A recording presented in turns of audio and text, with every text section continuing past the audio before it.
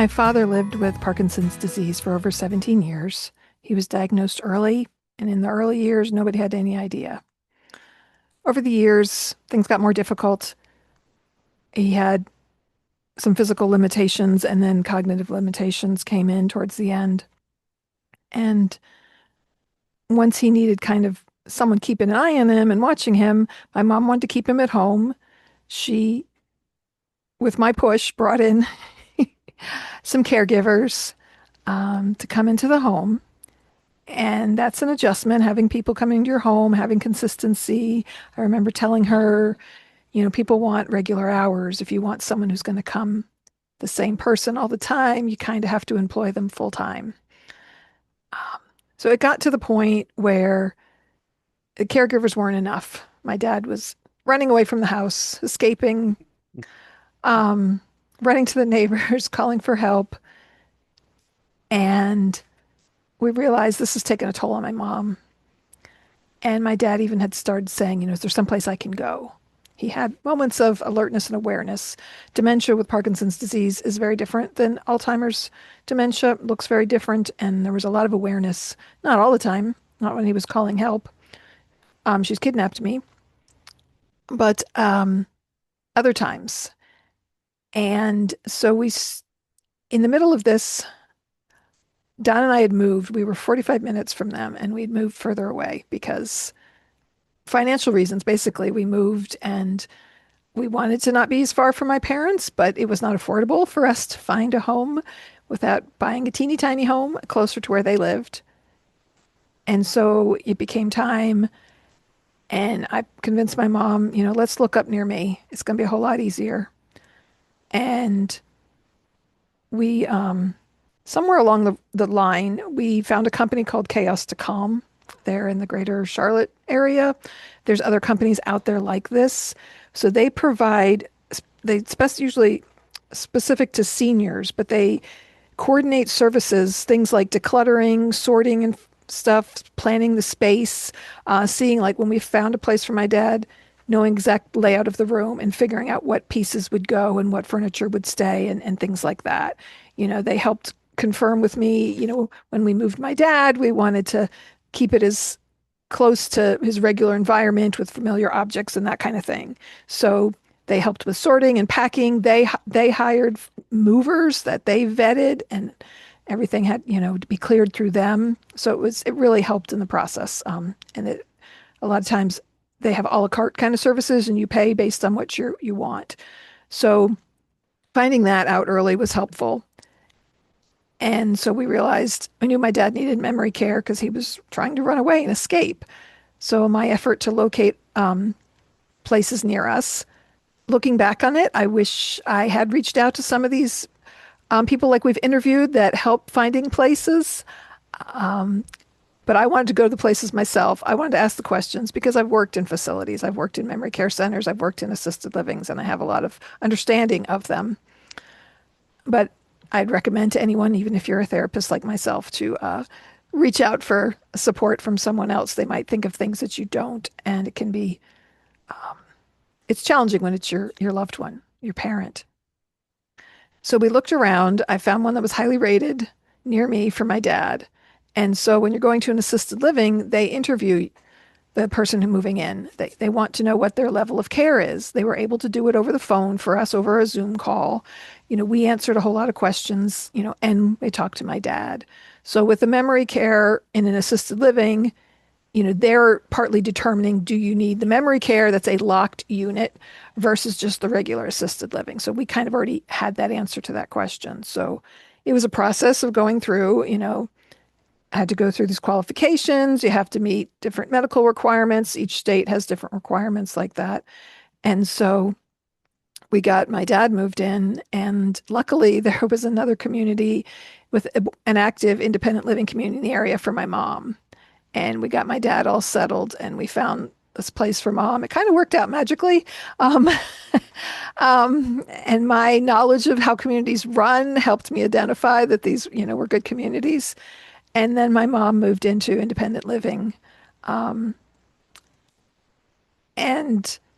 it's an adventure doing this. And I've worked in many different communities, and I see people don't understand the difference between independent living and assisted living and memory care and those types of things. And, even the best places, the care is not the same as hiring someone to come into your house. My dad was on a small unit and had good ratios of caregivers to patient, but they're caregivers. They're not all certified nursing assistants. They have multiple people they have to keep an eye on. And so, nothing beats that if you have a good person that you like one on one care, that all they worry about is your parent. We even had someone come in, even in the memory care unit, to be with my dad to assist him individually. And so knowing that despite how good places are, that there's still challenges and struggles and things we had to overcome. My mom got very frustrated with it, and we were very involved. We were there all the time, and um, what else do I say, Don? Um, How about we start and then we can go into it even more? I was grateful that the place we located him to was close to me so that we could visit him regularly, and that's what mattered most. So, hello, this is Gina. And this is Don with Focus Healthy Family. And today we're talking, this is podcast number 231. And we're talking about the ABCs of senior living, really about their places and where Senior housing. senior housing. But as we start out, we've got a couple of jokes. And they're a little lengthy, but I think they're kind of good jokes. But let me pop them back up here and I can read them to you. So the first one is called Late Night Lecture. An elderly man driving erratically was stopped by a police around 2 a.m. and was asking where he was going at the time of night. The man replied, I'm on my way to a lecture about alcohol abuse and the effects it has on the human body, as well as smoking and staying out late. The officer then asked, Really? Who's giving a lecture at that time of night? The man replied, That would be my wife. Um, all right, the next one is just another kind of quick one here, a little lengthy, but good. Morris, an 82-year-old man, went to the doctor to get a physical. A few days later, the doctor saw Morris walking down the street with a gorgeous young lady on his arm. A couple of days later, the doctor spoke to Morris and said, You're really doing great, aren't you? Morris replied, Just doing what you said, doctor. Get a hot mama and be cheerful. The doctor said, I didn't say that. I said you got to get a heart murmur and be careful. Um, Another one I was thinking of as you were telling that. I told my doctor that I broke my arm in three places, and my doctor said, "Stay out of those places." I get people all the time who say, "I broke my arm in three places," and it's And you hard. just want to say And that. it just goes through my mind, and I'm like giggling to myself. We have a Ah, tip for today. yes, we do. Let me get my screen back over here. And today, our tip, of course, comes from Caregiver 101, The 101 Ways to Keep Caregiving from Making You Crazy by Mike Collins. We got to get him back on, too, by the way. Today, it's about being happy. According to President Abraham Lincoln, people are about as happy as they make their minds to be. Whether you want to believe it or not, the stress you feel comes not from the situation, but your reaction to it. Make a list of things that make you feel happy and commit to doing more of them whenever possible. It did. So today I wanted to talk about the ABCs of senior housing. Kind of think about alphabet soup, right, Don? I say ALF, ILF. I even I texted you know. this morning, and you're like, "What's an ALF?" Yeah, I know. I should As know much these as things we've at this talked point, about but this, just realizing there's just misinformation, there's not a good understanding of differences. And, you know, and I see from behind the scenes part of the reasons that people get confused by it.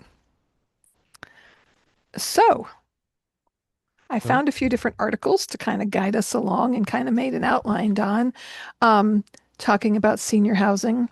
well, if we want, I'll quickly go down the list, and then we can kind of break it apart. And uh, I think you move from being your own couple or whatever when you turn like 55, 60. A lot of times you get into what they call the 55 community, 55 plus, where it's really about just seniors and um, There's requirements of environment. age Yeah. of living there. So yeah, these are just housing communities. They might have different amenities, but there's an age requirement. And then you can move into a more independent living place, like where your mom's at right now. Well, okay. Okay, then you go through it because you got it in your phone, don't you? Uh, um, so just to touch on the different kinds of places that I want to talk about today. this was your writing, by the way. Just Yes. Independent living, abbreviated IL or ILF, assisted living, abbreviated AL, ALF. Then there's memory care, skilled nursing facility, what some people might call a nursing home. It's often abbreviated SNF. It's where short term rehab can happen, but long term care as well. Um, and then there's short term senior living. It kind of can look like respite care, but there can be many different aspects of it. So that's kind of the overview in general. And then I wanted to kind of get into more details about some of the differences as relate to liability, cost differences, services offered, medical care, and transportation. well, I had a thought or going between the 55 plus community and the independent living.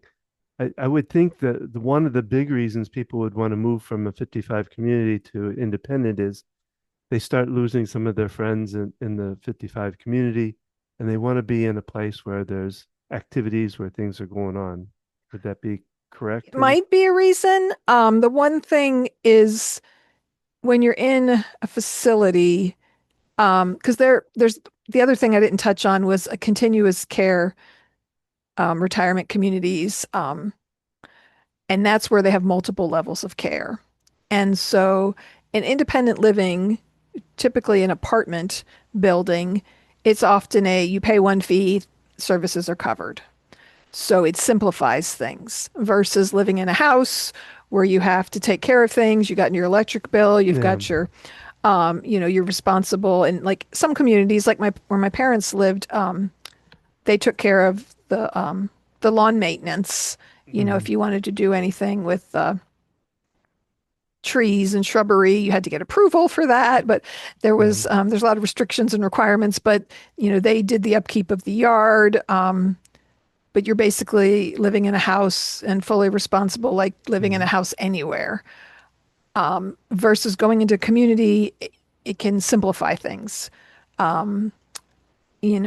Making it easier to connect with people. Before, my mom had to go to people's homes. And when she was caring for my dad, it limited her ability to get out and do those things. So in independent living, you got neighbors, it's an apartment building. They're right there. You don't have to drive to go do things. So it's more convenient. So yeah, there's a lot of different reasons because there are in continuous care communities, like where my mom lives. I worked at one in Charlotte. They have independent living. They often might even have homes that are part of the independent living community. So you can literally purchase a house in the Mhm. community, independent living apartments that can be varied size and things, assisted living, memory care, and skilled nursing care.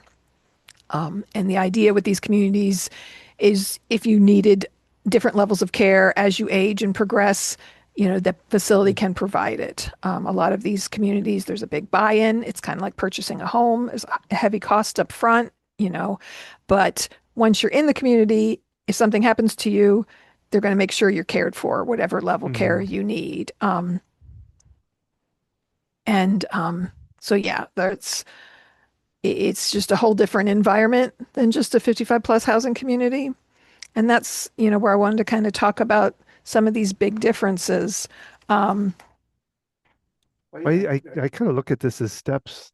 as you go through your aging life, again, you start at 55, you move to the Could independent, be. and then you might have to go to, I mean, they all varies, but it Many people does. will live completely independently in their home until they die. Some people move to independent living facility and stay there until they die. I know when we moved dad into memory care, their goal was to keep him there and not have to move. Even though it didn't have skilled nursing care, their ideal was that you remain there and you don't have to change. Mm, Change is hard for any senior, but with dementia, it's even harder. So not necessarily steps because we all age differently and have different needs and, yeah. and, and things.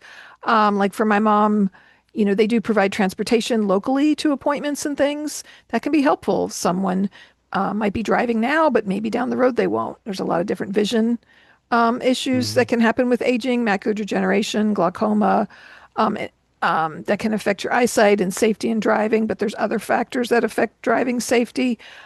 And that could be a big thing, not, needing help with transportation. Um, so,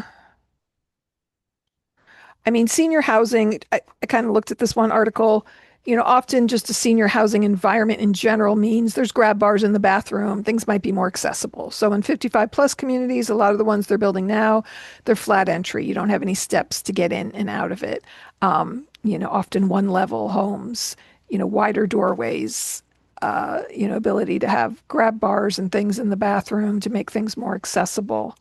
Um, so, that's kind of a big difference just in that aspect. And then I talked about the low maintenance lifestyle. So that's kind of a big difference between just living in a 55 plus community or a regular home versus going to a specific facility where, other people take care of the maintenance. At independent living, you're in an apartment. You're on your own like you would be in any apartment, but they offer meal services. It's kind of a one fee covers your electric, the water, even cable services sometimes. It's mm, sometimes it's all inclusive. Um, and so you don't have to, as far as budgeting, it's simple. I have, this much per month to pay for this facility. Having housekeeping services, laundry services, on-site maintenance, things like that can make that so much easier. Um, but in my own research and listening to some things, the big difference when you go from an independent living facility to assisted living facility, there's a big liability difference. If you move into independent living, it's called independent living. It's an apartment typically. Um, it sometimes could be, you know, kind of row houses, patio style homes close together or apartment. If it's called independent living, the person is responsible for anything that happens. It's like moving into an apartment. mm, At assisted living, the facility is responsible. So if someone falls, if mm. you're in independent living, it's you're you're responsible for everything. Um, or something else I was going to say. Um, I'll try to fill in, but so with independent living, it's governed by real estate laws. So if you go meet with someone at an independent living facility, it's like meeting with a realtor. They have apartments that they want to get filled. They're mhm, not going to interview and ask you what level of care you need. They're not going to touch on that at all. They have an apartment. This is what's available. This is what we have. This is why you want to live here. And there's no governing agencies about it. I kind of pulled up some information about, regulations with assisted living facilities because there are regulatory bodies that follow that. It's a state regulation versus a federal, so different states have different regulations for assisted living facilities. Independent living, none of that. It's real estate. You're purchasing or renting a mhm, space to stay, an apartment. They might have additional services and amenities, um, but in the end, you live there by yourself. If you don't get out of your apartment and go anywhere, no one's going to bother you because it's not a healthcare facility. It's not mhm, like there might be managers on site all the time, but it's it's like you're on your own in an apartment, even if there are additional services, if that makes sense, Don. Yeah. Okay. I I'm, I was going to let you ask me questions as we describe this. I run into this all the time. Places I've worked, people move people in, to assisted living because when you look at the bottom list of things they're done that talks about cost. well, I guess what I look at right now is, and maybe we could talk a little bit about um, Medicare, and I'm on the Advantage thing versus and what kind of cost are any kind of cost in this involved with Medicare? So in independent living, no, Yeah. no, you're getting an apartment. There is no government assistance of any sort. Um, if you have long-term care insurance, it might help pay for skilled nursing. Depending on the policy, it might help pay for assisted living. Once you're at assisted living level of care, there are places that will take Medicaid.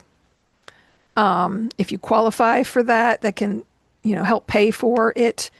Independent living, no, nothing. So just to kind of keep that simple. And I think I mean, you can be living in independent and have Medicare, but anyone over 65 has Medicare. it isn't covering the cost of the living. Anyone over 65 has Yeah, I Medicare. get it. Medicare is about health. So Medicare is about health insurance. Yeah. It's health insurance, is what that is. So when you're looking at where you live, that's separate. Yeah. It's often completely separate cost. Um, again, unless you have long-term care insurance or you qualify for Medicaid or you have other medical services. So just to differentiate that, if that makes sense. Yeah. Um, so So, go ahead. well, no, I was just gonna did we talk about the difference between the like cost difference between an independent and an assisted? So yeah, I see because independent living is renting an apartment. Yeah, they may have different sizes. I've seen one that, they've got a studio apartments, they've got different size one bedrooms and two-bedroom apartments. So there's different costs involved. Where we're at outside of Charlotte, we're kind of in a more rural area. Costs can range from 2,800 a month to 4,000 a month. When you're talking assisted living, you tend to start at 35, 400, 4,000 Mhm. because you are paying for on-site caregivers. There are people who Mhm. work for the company that are there on site. When you're talking assisted living, they have someone who administers medication. Often, this person's what's called a med tech. So it's not necessarily a nurse, but there's usually a nurse affiliated with the building, maybe not there all the time, but affiliated with the building. We looked at the place we found for my dad. There was a nurse who oversaw the memory care unit. She worked 5 days a week, typical hours, but she was not in the building all the time. There wasn't always a nurse in the building, and most of the caregivers were caregivers and not certified nursing assistants. That's a whole nother topic we could discuss. Um, Well, within the assist, let's go back. I want to make sure because we you kind of jumped up to memory care, but the assisted living, are they the cost? Do they have occupational therapists, physical therapists, and things like that? And do you pay for that separately, or is that? therapy services are always a separate. Okay. Um, there's basically most people, they're looking at Medicare A, Medicare B. Um, Medicare A is hospitalization, therapy services, home health services. Medicare B covers your outpatient services. So that is separate as a whole. Skilled nursing facilities have nurses on staff, and that name, skilled nursing facility, tells the difference that there are skilled healthcare professionals that work for the facility. There's an administrator that runs it. There are nurses for each unit. There are often certified nursing assistants that work there. There might be other caregivers of types. But when people need that level of care, and a lot of those places have either their own or a company that does physical, occupational, speech, language therapy services. Again, it's billed differently, but they typically have that right there in house. Now, assisted living facilities, They're in between independent living and skilled nursing. They do provide medication assistance. Like I said, they might have a doctor affiliated with the facility, but he's not there all the time. Maybe once a week, but sometimes not that. And if there's therapy services there, it's an outside company that's renting space in that building. There could be companies that have their own therapy company there in the building. I did work for one. Um, but it's like going to outpatient therapy services. It just happens to be in your building. And independent living facilities can have this too. I work at one, and we are a separate therapy company. We rent space in the independent living building. We rent an apartment, and it's our therapy space. And we provide therapy services, and we operate out of the building. So we get to know the people that live there because we're right there on site. Um, Other places that don't have this, they utilize home health services when people need therapy services, and that's a separate agency coming out. You know, all of this requires doctor's orders to have therapy services, but they're just coming out to see the particular people that they have to see in that building. Versus if you're looking for a place, whether it's independent or assisted living for a loved one, if they have an on-site therapy company is affiliated with them and working at the building, it's a whole different level of of therapy because those therapists are in the building. They can get to know the residents. They can walk down the hall and someone falls. They're like right there involved in finding out, reaching out to doctors. Does this person need therapy services? Versus if there's not an in-house, there's not a therapy company working in the facility, you know, there's not someone kind of keeping an extra eye on you. So there are independent livings that look so similar to assisted livings, but there's those key factors that people don't realize. Um, you know, Someone falls down in their apartment, in assisted living, they're going to be checking on you because if you don't go to meals, they're going to come get you. In Hmm. independent living, no, you don't. If you're sick, you can have meals brought to you, but you kind of have to ask for that, and there are independent livings that kind of keep an eye on people and might check on people, but again, it's regulated like real estate. There's, Hmm. the people who manage them usually have no healthcare background at all.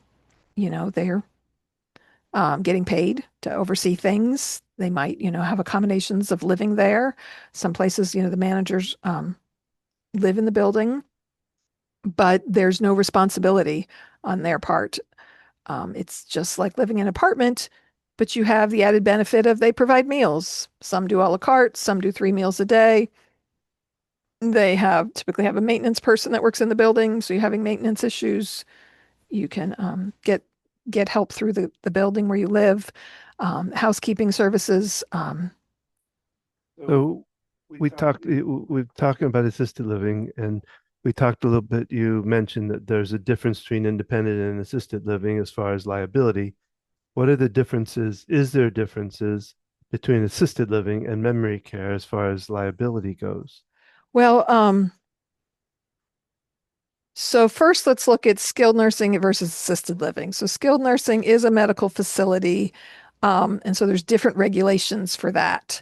Assisted living kind of in the early part of my career in the mid 90s, it was, kind of coming into play. It was kind of a whole new thing, at least in North Carolina. And I didn't look up the history of it, but it was kind of this new avenue of having a little bit extra assistance for people, but that don't need full skilled nursing care, don't need to have a nurse on site, 24/7 overseeing care.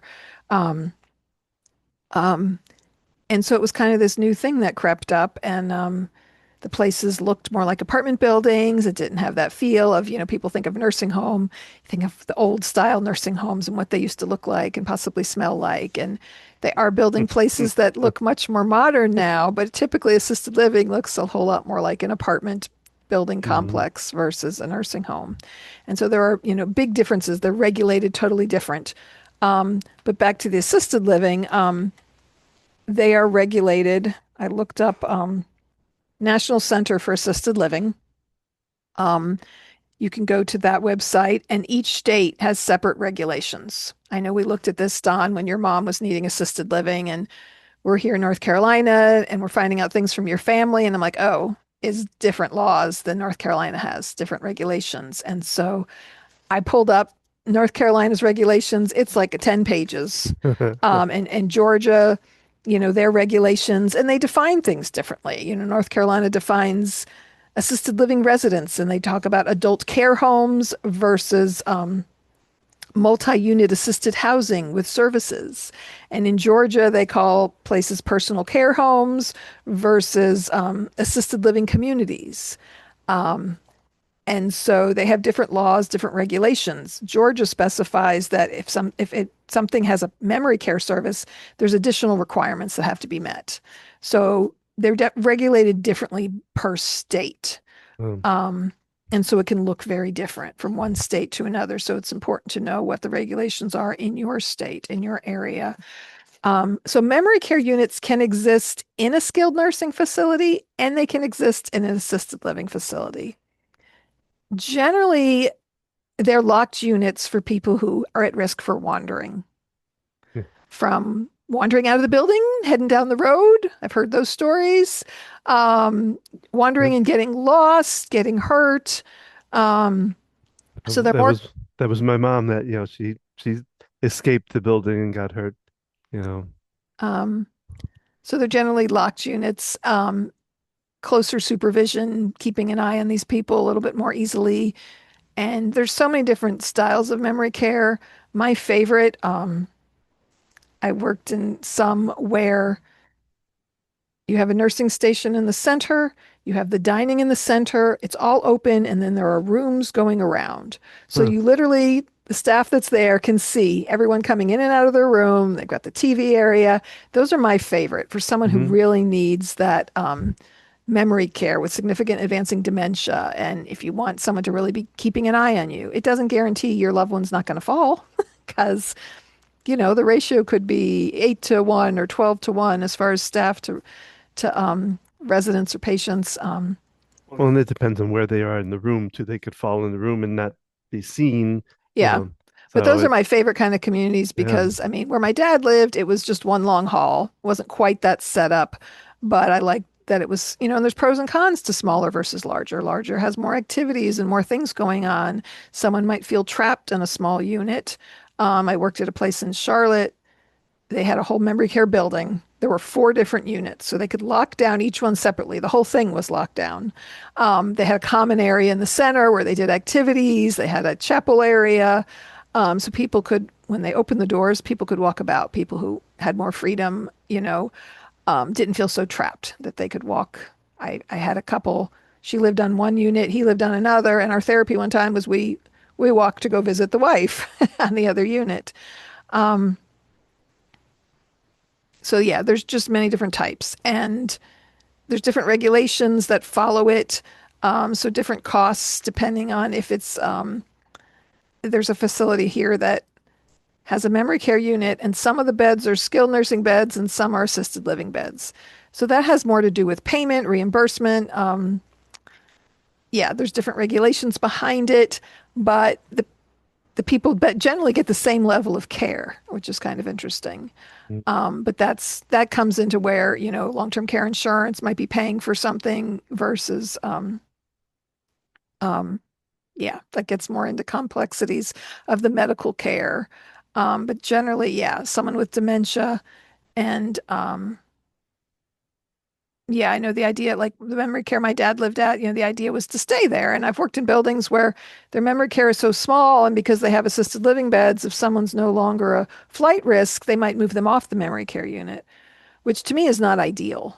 Um, Yeah, I was gonna say, and once you lose the memory, it isn't like I wouldn't think it would. I don't know. That just seems kind I of mean, with odd some, to let them Alzheimer's out. can advance to where you're not moving around anymore, Yeah, and you're just in yeah, bed or in a wheelchair, and but yeah. at the same time, it's still a change to that person. It's still a change in environment, a change in staff. So ideally, I think most memory cares like to be kind of as long as you meet these criteria. Like for my dad, as long as he didn't need it can only be transfer assistance of one person. If you need two people to help transfer him, get him from bed to chair, etc., then that no longer qualifies as assisted living memory care. Different levels of services. My dad had a catheter, urinary catheter in the end, and it was kind of a struggle of can he stay here as far as managing Mm. it. There were things they could do and things that they couldn't. I was frustrated because they weren't threading it through his pant leg right. They were It threading it. was a mess there. But again, they're not set up for dealing with those more medical kind of issues. Well, let's talk about we talked about what it would cost to go from independent to assisted, kind of the cost of it. What about going in memory care and then skilled nursing? I'm sure is a little higher than what it'd be assisted living. Oh yeah, Okay, yeah. Yeah, memory care costs a lot more than assisted living because you're getting that specialized yeah. care. Some places have special training for their memory care people. Different states have different regulations. So I know, where my dad was at, the base cost was, I can't remember exactly. Wasn't it around 5 or 6 thousand? Yeah. And And then that, it and it bumped up goes to up like from there. seven And at assisted certain point. livings are like that because assisted livings can provide assistance with dressing, bathing, going to the bathroom, even Mm, eating. Independent living, if you want any services like that, you are paying for it separately. yeah, You are hiring someone just like if you live in your home. But in assisted living, they do have the ability to provide assistance. Now, again, one person for how many rooms? So it's not the same as as being in your home or being in independent living and paying for a caregiver that comes to take care of you, right? yeah. They're overseeing multiple people. But there's different levels. So assisted living could cost you depending. I know my dad at one point needed more help and they bumped up the cost because it was a higher level of care. They have criteria that fit into that. Some people need help. Some people in assisted living, they can't administer their own medication. And maybe that's the only reason they're there. They can walk, they can get around, they can Mm, get dressed, they can even safely shower by themselves. They may or may not even use a walker or a cane, some, walk without anything. But some people might need help with a shower once a week or twice a week. Some people might need help getting dressed every day. They might need help getting in and out of bed. So those different levels affect the cost. Again, independent living, there's none of that. There's no caregivers. And if there are caregivers in the building, it's a separate company. There are places that hire that have, like I talk about where I work, we are a therapy company that operates in the space of the independent living building. There are independent living buildings that have caregiver agencies that operate within it. Just like you have beauty salon services that might operate in an independent living. They don't work for this independent living facility. They're a separate entity. They pay rent, they come in, they provide services. Same with the caregiver agencies, same with therapy companies. They're separate agencies. Um, People ask me questions all the time about the building I work at. I'm like, I don't work for the building. I know a little bit, but I don't work directly for them. I mm, work and that's hard for people to understand because I'm there, 4 or 5 days a week. I'm in the building. I'm there all the time. What does that look like? So the lines get blurred because of these different services that can be. And those are things to ask if you're looking for a loved one. If you're looking at independent living, you know, is there a therapy company that operates out of the building, that's there on site? What other amenities are there on site? Some will give you like a call pendant button. Um, but again, what is that? You're still responsible for it. And yeah. what like I think where I worked, I learned it's a press button that you can call. If you want to pay additionally, if it hits the ground, then it calls 911 automatically, or it calls an agency that then can call 911. But again, it's a separate service, like getting a lifeline at home Mm. versus in assisted living, you have a call button you press or pull to get someone in the building to help you. So it's very different. And I run into this challenge. Residents independent living sometimes have to go to the hospital and sometimes they need short-term rehab and they go to what we call a skilled nursing facility for short-term rehab. And then they come back to their independent living. and they're pressing their pendant like it's a call button, like someone's going to help them go to the bathroom. And it's not, it's an emergency response button. And when you're dealing with even mild dementia, these people don't even fully understand it. One Yeah. woman, she's a retired nurse, and there's no nurses in this building. No, there are no nurses that are in the independent living building. There are nurses who come in and out of here that work for home health agencies, but there is no one employed in the building. There is not. There's not a doctor that oversees the building. And so it gets confusing because things can look similar. But again, independent living, it's an apartment. They're going to selling you a space. They're not thinking about what level of care your loved one needs. They are wanting to sell you an apartment. And this is where it can be helpful to have an outside independent person who's not affiliated with a facility to help you with navigating this. Yeah. Because assisted living, skilled nursing, they will evaluate your needs and go through those levels and things with you. Independent living, no, you're renting an apartment. I can't say that enough times because I have people, both their family and the residents that live there, who don't fully understand this and can be more confused because of the additional services that operate out of the building. Yeah. But realizing that, we had a resident shortly after I started working there that had not been paying her rent. And the managers and the company that oversees the building, it's part of a large corporation, was being lenient with her. And she's getting behind and behind in her rent. And they gave her notices, just like you do if you're living in an apartment. And they actually got to the point where they had to evict her. She was way, like, I think years past her rent. I don't know Mm. what the level of time, but it was a long time. They had given extra leniency than you would even get, but they actually had to call the police Yeah. to evict her because she was not paying her rent. And it was kind of like a weird situation. Like, this is weird. Yeah. Well, yeah, And because they so did not want to do this. They didn't want to have to evict her. But if you don't pay your rent, you can't live yeah. there. It was an interesting situation. She complained she was having heart failure, or whatever. So they called, It's a, because she wouldn't go with the police. They called an ambulance, emergency medical services, and so they took her. And obviously, she never came back to live in the building. But mm. that's a whole nother avenue for Well, let's social services. let's talk a little bit of, you mentioned about low income options. Let's talk a little bit about that. Um, so that's a little bit more challenging. I was Yeah. I was researching lower income options because a lot of these places are costly. Um, and depending on what part of the country you're in, the northeastern part of the country, it can be more expensive. I know we're in Hmm. kind of a couple counties outside of Charlotte, North Carolina. It's a little more expensive in Charlotte, depend the areas of town or whatever. But there's still a big cost to this, and there are low income senior housing that's usually apartments for seniors, and it may or may not have, any extra components. It might just be an apartment that's lower income and specified to seniors. There are places that take Medicaid as far as assisted living facilities.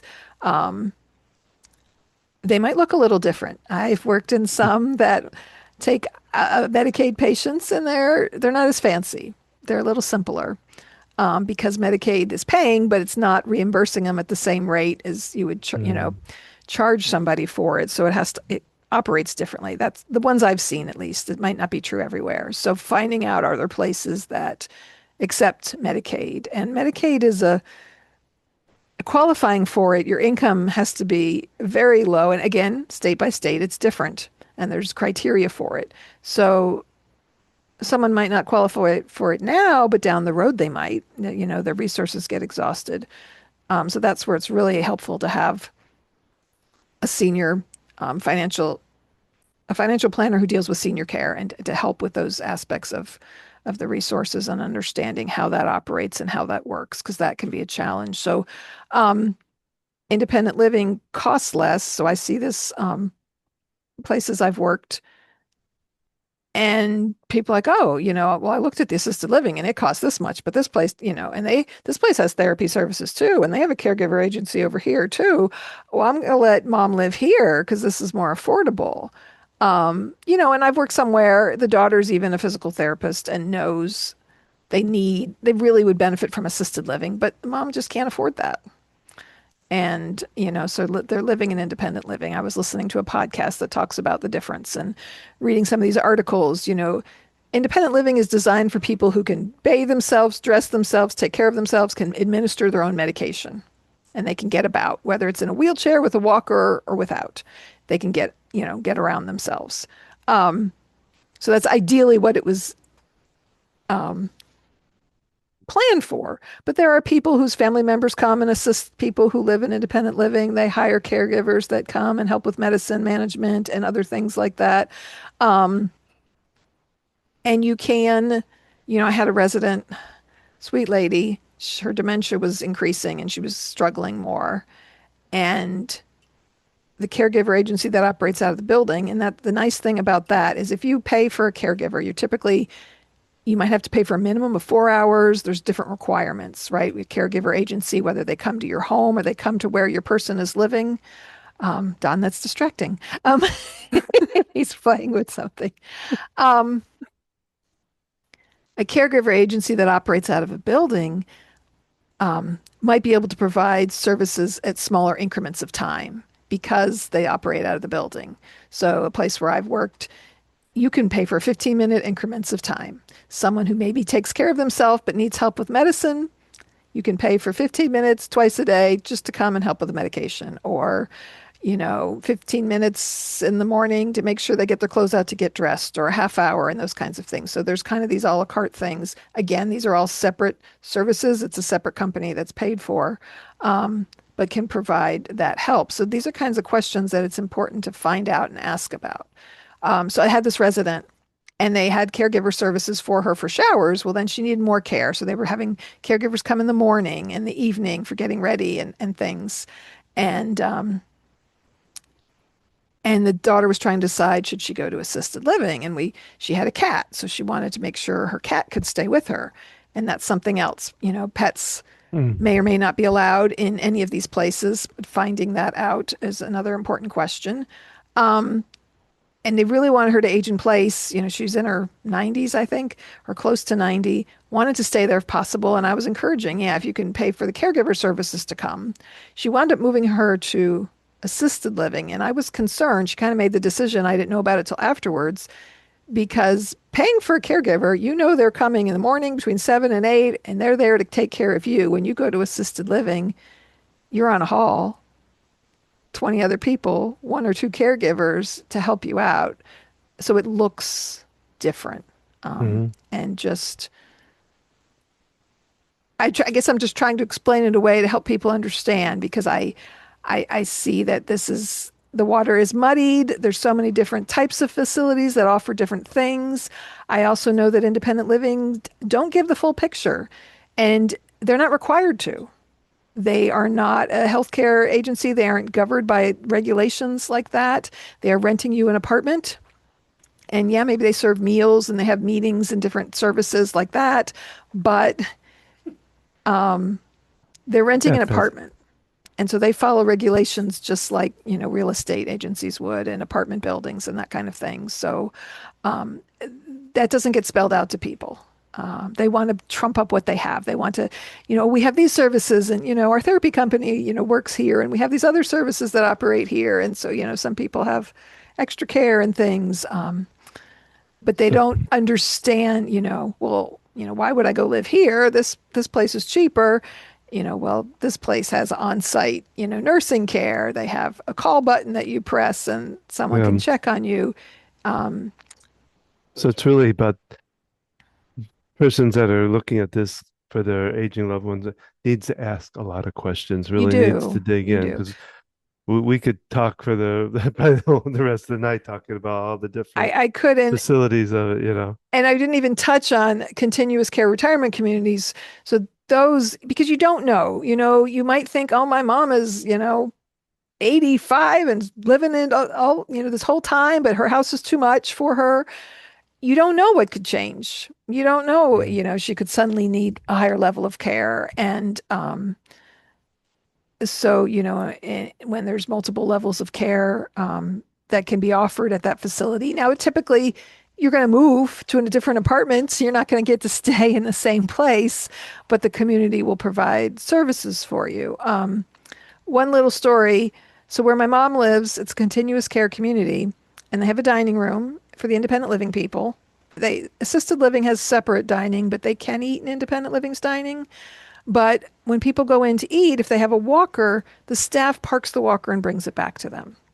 And I think the difference here is goes back to liability. Because they're a continuous care community, they're operating more like a medical community than a regular independent living. Where I work, the staff will not move people's walkers. There's issues with people parking them next to their table and other people tripping on them. Um, but if they park them on the wall, not everybody can safely get from the wall to their chair. Mm. And I've asked, why won't the staff do that? But I think it's a liability.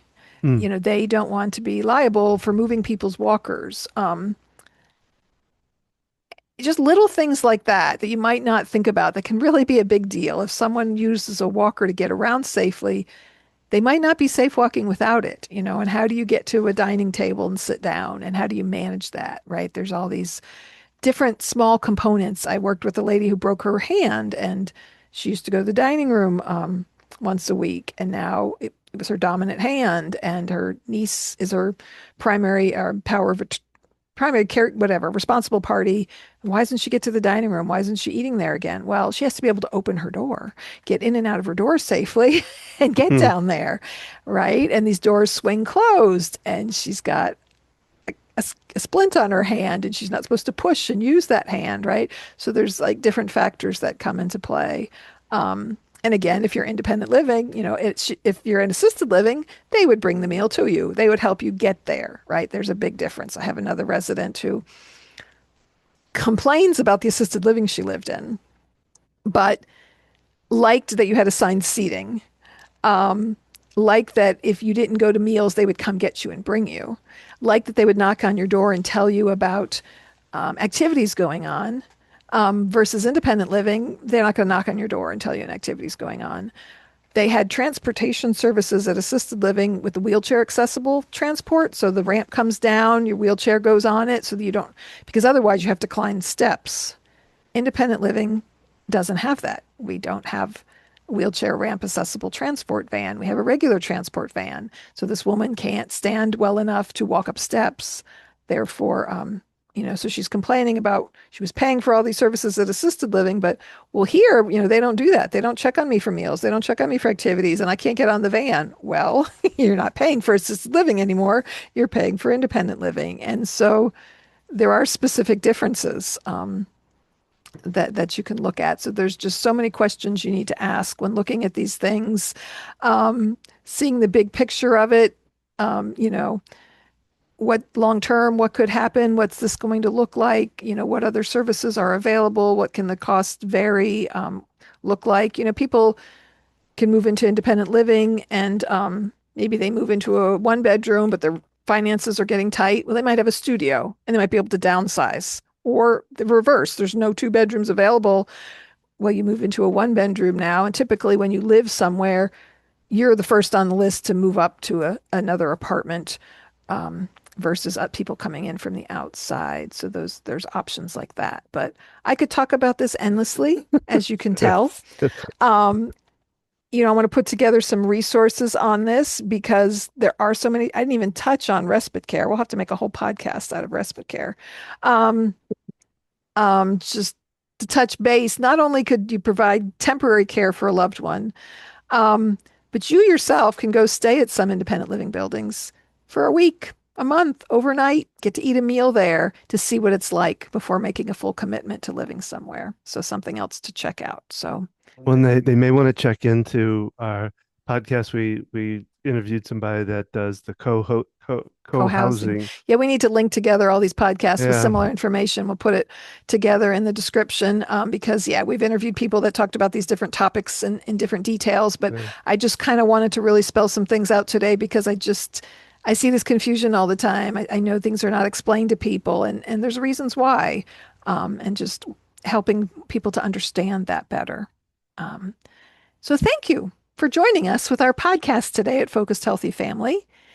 If today's conversation helped you, or you know somebody who might benefit from it, please like, subscribe, and share this podcast with anyone.